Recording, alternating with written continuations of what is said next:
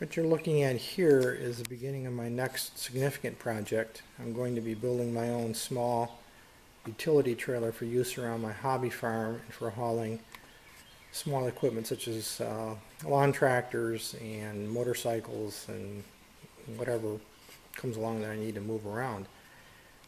I've been considering my options in this regard for some time.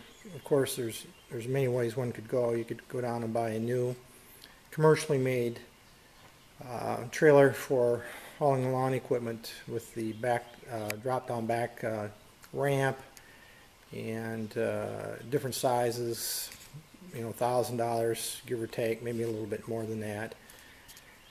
Go buy a used one off of Craigslist, which I've actually been looking for a while on Craigslist, a nice used trailer. And there's advantages and disadvantages for both approaches. The reason I decided to take this route is it's reasonably inexpensive. I have around $400 in everything you see in front of you right now, and I'll go through that in a minute. Seriously considered a good used trailer off of Craigslist, but most of the time what I found, the owners seem to have an inflated view of what their equipment is worth, and I would end up taking it all apart and stripping it down and rebuilding it and modifying it to suit my needs.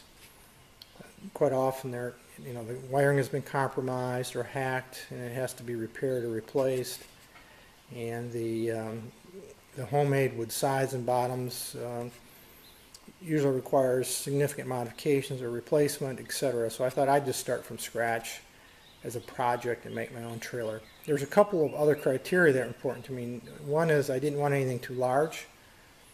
I wanted something that I can move around easily by hand and didn't require me to hook it up to my tractor or my truck to move it around the yard. I wanted it easily stowable so I could put it in my pole barn during the winter, because I'm not going to leave this outside during the winter months. But big enough that I could put a lawn tractor, maybe a snowmobile, motorcycle or two and that kind of thing on it. So what I decided to do is go to Harbor Freight, and I bought the largest trailer kit that they have, 1,700 odd pound capacity. That's what you see in the two cardboard boxes here. It's a bolt together trailer. The LED kit, everything I've read suggests upgrading the stock wiring and lighting that comes with the kit to LED, a spare tire holder right here, or carrier that bolts to the tongue, and then a tire jack is essentially the components I bought today. So I'm intending to make this a journey, and I'll be recording the process as I work through it. For those of you that might have been or frequenters of my blog and have read my philosophy on projects, I'm in no rush for this, so my intent isn't to rush through it just to get a trailer made. I've lived basically my entire adult life without owning a trailer, so a few months or a few weeks isn't going to make any difference. I want to do it right. I have a general idea of what I want to achieve, but the specifics I'm going to work out as I go along with the project, such as, since this is a bolt-together trailer, I will probably bolt it together, tighten it up, square it up, and then weld all the seams to satisfy myself. A bolt-together trailer isn't really something that I want. For longevity purposes, I think welding it together will be a better solution. So again, I have some general ideas of how I want to tailor it to my own needs as I go. The decking and tie downs and all those kind of things. So it'll be made to essentially my specifications. When it's done, it'll be easily movable.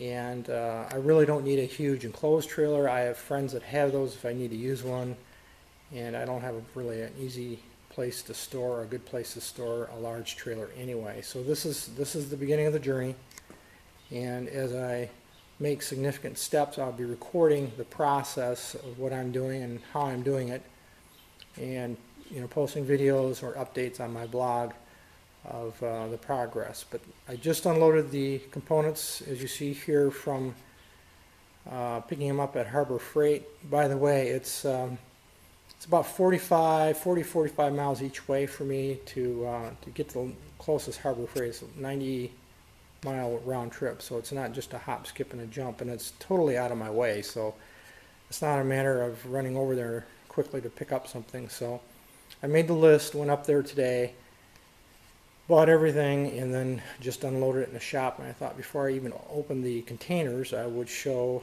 what it'll look like when I got started, and then somewhere at the other end of the journey, I'll do a wrap up, of course, of the finished product, and then various stages of the journey in between. So this should be an interesting project as I work through it over the summer months. Depicted here are the items I bought at Harbor Freight. These are the specific components that I bought to make my trailer.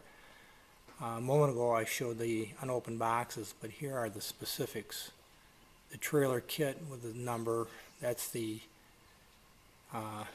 SKU number from Harbor Freight, that's their number. The spare tire LED trailer light kit, spare tire carrier, and the trailer jack. Before it's over, I'm sure there'll be other items I might add, such as stake pockets, D-rings for straps and those kind of things. And as I pick up additional items or add them to the project, I'll include those as well. But this is where I'm starting out right now, and I thought it might be helpful to share with people, give them a perspective of exactly what the components were that I purchased from Harbor Freight today.